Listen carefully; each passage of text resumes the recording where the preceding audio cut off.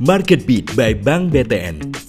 Pertumbuhan ekonomi Indonesia diperkirakan akan tumbuh 4,5% di tahun 2021, naik dari minus 2% di tahun 2020.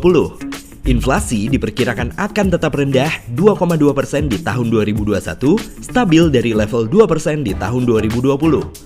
Tingkat pengangguran akan turun dari level 7,2% di tahun 2020 ke level 6,4% di tahun 2021.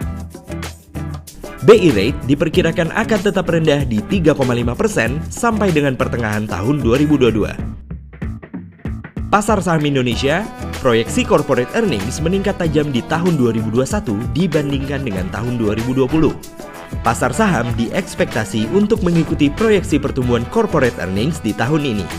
IHSG masih melanjutkan tren penguatan setelah koreksi dalam di awal tahun lalu karena pandemi COVID-19 yang juga melanda pasar saham dunia.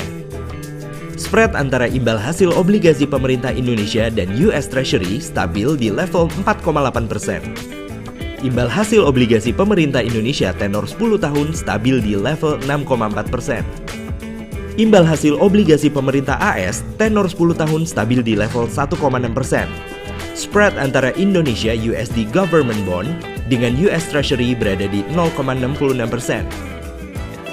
Imbal hasil obligasi pemerintah Indonesia tenor 10 tahun stabil di level 6,4% dan diperkirakan bergerak di range 6,2 sampai dengan 6,6%.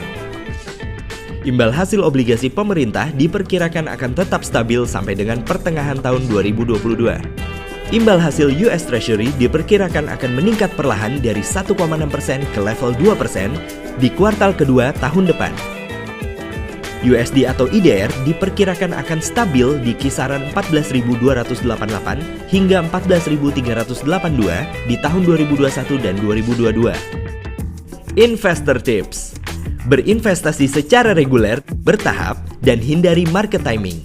Diversifikasi portfolio Anda untuk meminimalisir potensi volatilitas yang disebabkan oleh hal-hal tak terduga. Review portfolio Anda secara periodik dengan personal banker BTN Anda.